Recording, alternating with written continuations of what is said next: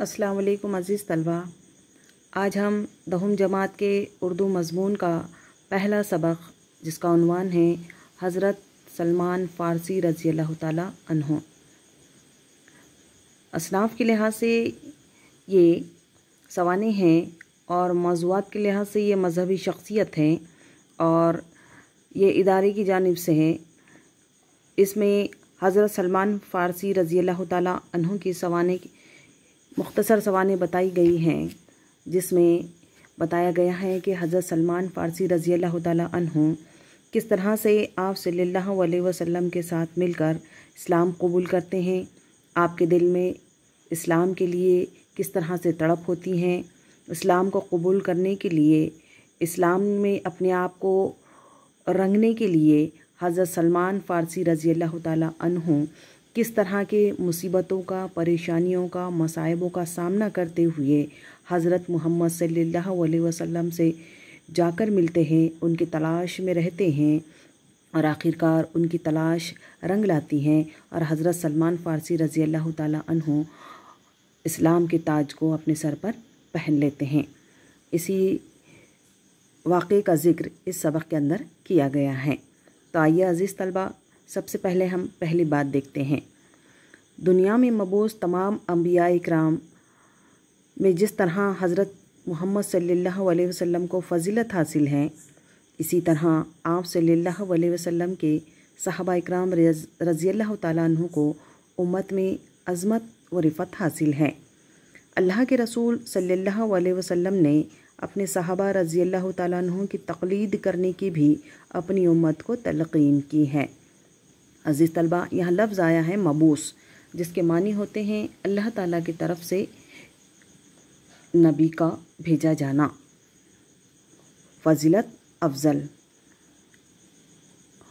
अज़मत व रिफ़त बुलंदी, ऊंचा मर्तबा, तक़लीद करना, उसकी नक़ल करना।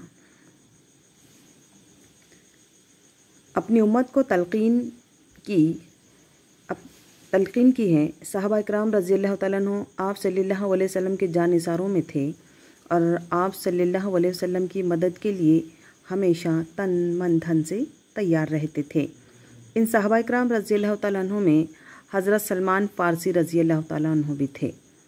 उन्होंने आप सल्लल्लाहु अलैहि वसल्लम से मुलाकात की खातिर और हक़ की तलाश के लिए बरसों सौबतें बर्दाश्त की। सौबतें, मुसीबतें, परेशानियाँ, तकालीफ़ें। बिलाखिर ईरान से मदीना पहुंचकर आप सल्लल्लाहु अलैहि वसल्लम के हाथ पर ईमान लाए और आखिर दम तक इस्लाम की खिदमत करते रहे। ज़ैल के सबक में उनके हालात ज़िंदगी बयान किए गए हैं।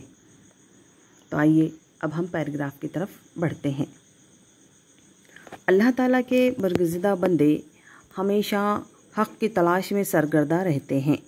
बरगुज़िदा बंदे, बड़े मर्तबे वाले, सरगर्दा रहना, परेशान रहना।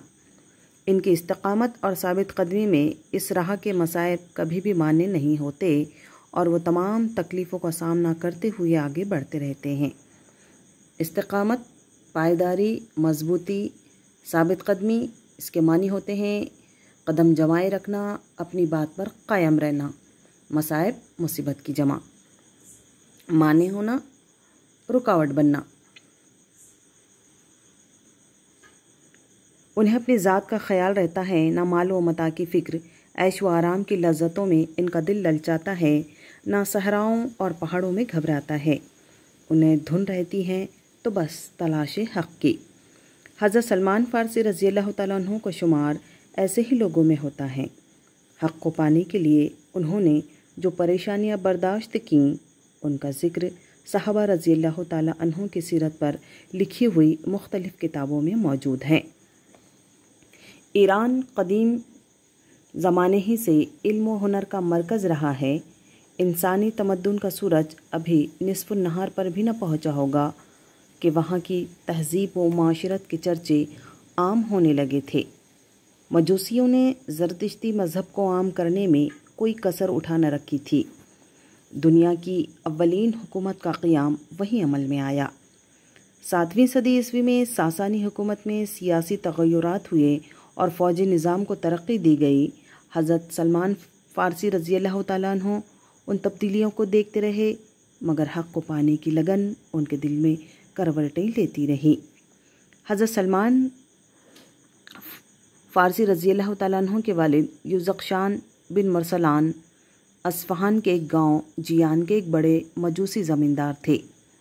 کسی وجہ سے انہوں نے جیان سے ترک وطن کر کے ہرمز میں سکونت اختیار کر لی تھی۔ اسی گاؤں میں سلمان رضی اللہ تعالیٰ عنہ پیدا ہوئے۔ ان کا پہلا نام ماہویہ تھا۔ وہ اپنے والد کے لیے دنیا کی ساری چیزوں سے زیادہ محبوب تھے، اسی لیے بچپن سے ان کا بہت زیادہ خیال رکھا جاتا تھا۔ انہوں نے کم عمری ہی میں مجوسیت کی اس قدر تعلیم حاصل کر لی تھی کہ انہیں آتش کدے کا داروغہ بنا دیا گیا، مگر وہ اس مذہب سے مطمئن نہیں تھے۔ ایک دن کا ذکر ہے کہ حضرت سلمان رضی اللہ تعالیٰ عنہ کے والد نے کسی کام کے لیے انہیں کھیت میں جانے کے لیے کہا۔ کھیت کے راستے میں ایک گرجا گھر تھا۔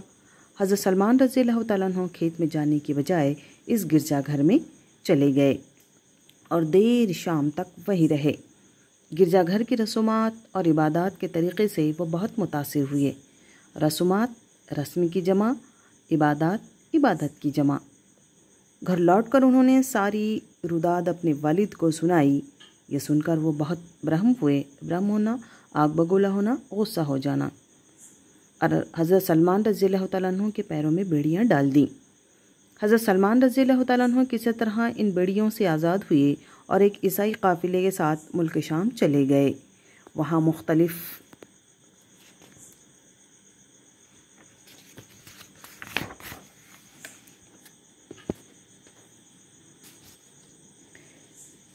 عیسائی مذہب کے خدمت کر کے انہوں نے عیسائی مذہب کی تعلیمات حاصل کی۔ جب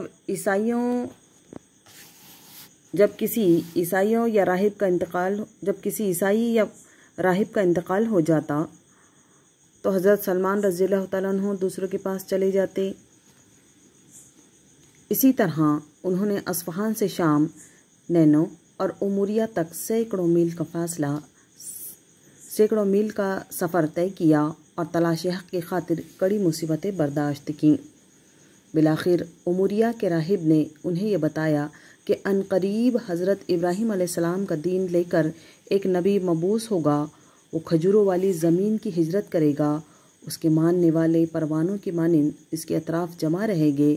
تم اس کی ظاہری نشانیوں سے اسے پہچان لوگے۔ اے سلمان سن، اس کی نشانی یہ ہوگی کہ وہ صدقے کا مال نہیں کھائے گا، وہ ہدیہ قبول کرے گا اور اس کے شانوں کے درمیان نبوت کی مہر ہوگی۔ حضرت سلمان فارسی رضی اللہ تعالیٰ عنہ اب کھجوروں والی زمین تک پہنچنے کے لیے بے قرار رہنے لگے۔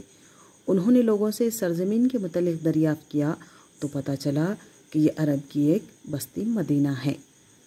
تو عزیز طلبہ، یہاں تک کے پیراگراف کا آج ہم مطالعہ کر چکے ہیں۔ انشاءاللہ آگے کے ویڈیو میں ہم اگلے پیراگراف کا مطالعہ کریں گے اور اس کی وضاحت بھی۔ اللہ حافظ۔